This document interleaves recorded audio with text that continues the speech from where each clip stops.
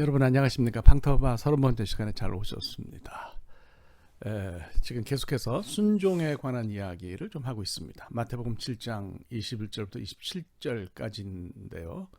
지난 시간에 순종의 원칙에 대해서 생각을 했어요. 그래서 21절에서 23절까지를 다루면서 왜 주님이 여러 가지 기적을 행하는 사람들한테 불법을 행하는 자들이라고 그렇게 얘기하셨냐, 뭐 이런 얘기 했어요. 그러니까 이제 자기 생각대로 하면서 주님의 이름을 갖다 얻는 거는 그는 순종이 아니다, 뭐 이런 말씀을 드렸습니다. 오늘은 이제 24절부터 27절까지인데요. 모래 위에 집 짓는 거 아니고 반석 위에 집 짓는 게 순종이다, 뭐 이런 얘기죠. 너무 잘 아세요. 그래서 그걸 뭐 반복하지는 않을 거고요. 그래서 이제 이 순종의 원칙에 이어서 정말 순종하는 사람이 어떤 모습을 보여야 되느냐, 뭐 이런 거죠. 모래 위에 집 짓는 건 쉽습니다. 반석 위에 집 짓는 건 어려워요. 근데 이제 주님이 그렇게 하라 하셨으니 그렇게 하는 게 순종이겠죠.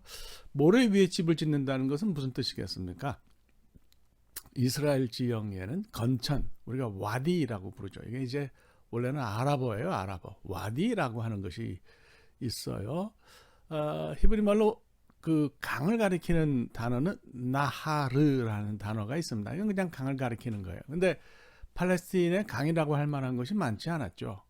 그러니까 그 건기에는 뭐 그냥 뭐 길처럼 이렇게 좀 움푹 내려가고 길처럼 이렇게 보이는 것이 있는데, 우기가 되면은 강물이 그리로 다 흐르는 거. 이게 이제 건천이라고 그러고 와디라고 그러지 않아요? 이거를 히브리 말로는 나할이라 그럽니다. 나할. 그렇죠? 그래서 그러니까 찾아보면 영어로 그렇게 돼요. The valley or bed of a stream that is usually dry except during the rainy season. rainy season, 비가 오는 그런 기간 외에는 보통 valley나 bed of stream, 물이 없는 그런 모습으로 이제 존재한다는 거죠. 그래서 제가 그림 하나 보여드릴 텐데, 나할진인데 진 밸리에 있는 네게브에 있는 대표적인 건천의 그런 모습이에요. 그래서 왜 이런 얘기를 하느냐면, 주님이 본문에서 모래라고 부르신 것이 바로 와디입니다. 와디. 헬라 본문에는 이제 암모스라고 그렇게 되어 있는데 샌디 그라운드죠. 모래, 온통 모래가 있는 거죠. 그러니까 건기에는 와디가 기본적으로 모래예요.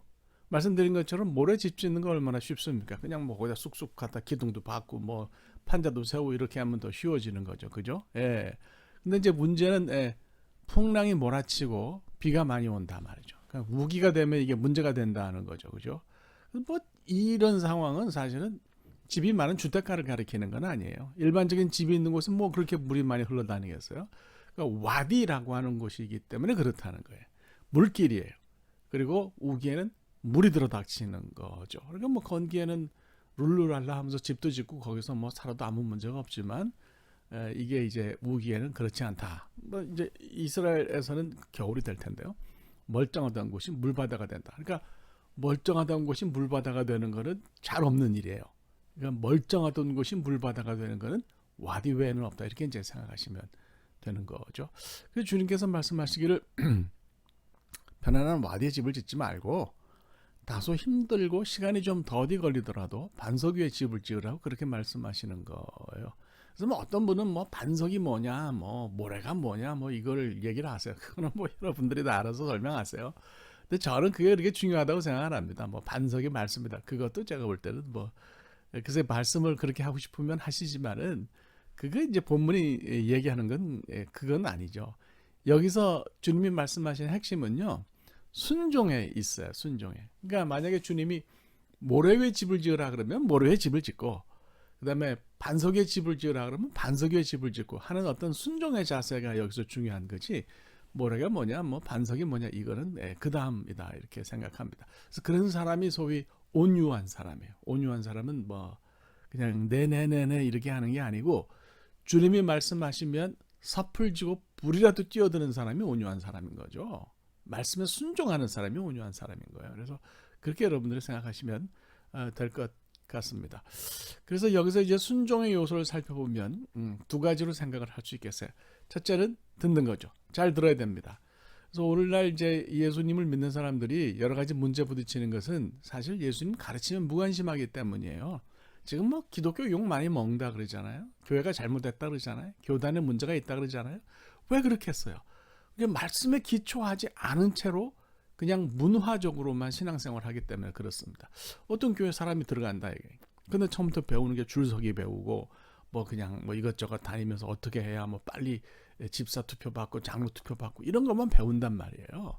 그러니까 그 말씀이 쌓이지 않고 그런 교회 정치 문화에 익숙해진 사람이 계속해서 쌓여서 20년, 30년 된다. 그 교회 문제가 안 생기는 게 이상하지 않겠어요? 그러니까 뭐 세련된 말이나 철학이나 가르침에 관심 가지는 것보다 하나님의 말씀을 되씹고 듣고 깊이 읽는 것에 관심을 가져야 된다. 그런 얘기. 사실 우리가 그렇잖아요. 우리가 대화하면서도 우리가 듣고 싶은 것만 듣는 경우가 많아요. 예수님 말씀을 들을 때도 내 취향에 맞는 것만 들으려고 하니까 문제가 되는 거죠. 그렇죠? 자, 예수님 말씀 어디서 듣습니까? 성경에서 듣잖아요. 성경 외에는 말씀을 들을 수 있는 곳이 없지를 않습니까? 그래서 성경 잘 읽어야 됩니다. 어떤 다른 신비한 체험에 의존하지 말고 성경 열심히 읽으시기를 바라고 뭐 통독을 하든지 묵상을 하든지 하여간 늘 말씀이 여러분 옆에 있었으면 좋겠어요. 그 다음에 이제 두 번째로는 대로 행하는 거예요. 그러니까 들은 대로 행하는 것이 없으면 듣는 것이 무의미하죠. 그러니까 들으면은 행동하는 데까지 가야 된다 이런 얘기. 야고보 선생의 말을 빌리면 실천이 없는 믿음은 죽은 믿음이다. 그런 거 아니겠어요? 그래서 예수 믿는 사람은 결국 말씀을 잘 듣고 실천하는 거예요. 내가 아무리 뭐 예수 믿는다 그러고 구원받았다 하더라도 실천의 열매가 없으면 그거 다 의미가 없다라고 하는 이야기인 거죠. 주님이 반석에 집 지으라 그랬는데 나는 그 말을 듣는 것까지는 듣는데 집은 모래 위에 짓는다. 그러면 소용이 없다는 거예요. 절반의 순종이라는 말이 있어요. 절반의 순종은 순종이 아닙니다. 우리 요나서를 읽어보면 요나에게 아미떼 아들 요나에게 하나님의 말씀이 임했어요. 그 말씀을 듣고 그가 일어섰습니다. 일어선 거는 순종을 했어요. 근데 그 다음에 어디로 갔어요? 다시스로 갔죠. 다시스는 뭐 니느웨 정반대 쪽이죠. 그러니까 우리가 절반의 순종이라 그러면 사실은 그건 순종이 아닌 거예요. 일어나긴 일어나는데 그 다음이 중요한데 나머지는 순종 안 한다 그러면 아무 의미가 없는 거죠. 그래서 그대로 행하는 것이 굉장히 중요하다 이런 말씀을 드립니다. 오늘 본문은 사실 기본적으로는 종말과 관련이 있어요. 그래서 종말의 상황과 연결해서 우리 이해할 수 있는데요. 평소에 말씀을 순종하면서 사는 사람은 뭐 종말도 걱정할 게 뭐 있겠어요. 그런 말씀으로 우리가 이것을 듣고 이해하면 되지 않겠나 이런 생각이 듭니다.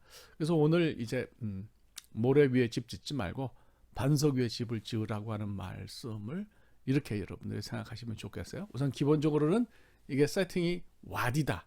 이 모래라고 하는 것은 와디다. 그러니까 와디는 이게 그 시기에 따라 변한다. 물이 없을 때도 있지만 물이 있을 때도 있다.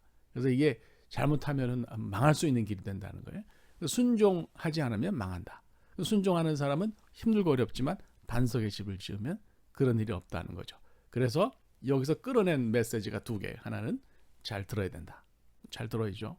그 다음에 두 번째로는 뭐겠습니까? 들으면 들은 대로 행해야 된다. 이렇게 말씀을 여러분들이 정리하시면 될 것 같습니다. 네, 오늘도 빨리 끝낼 수 있겠네요. 감사합니다. 여기까지 하겠고요.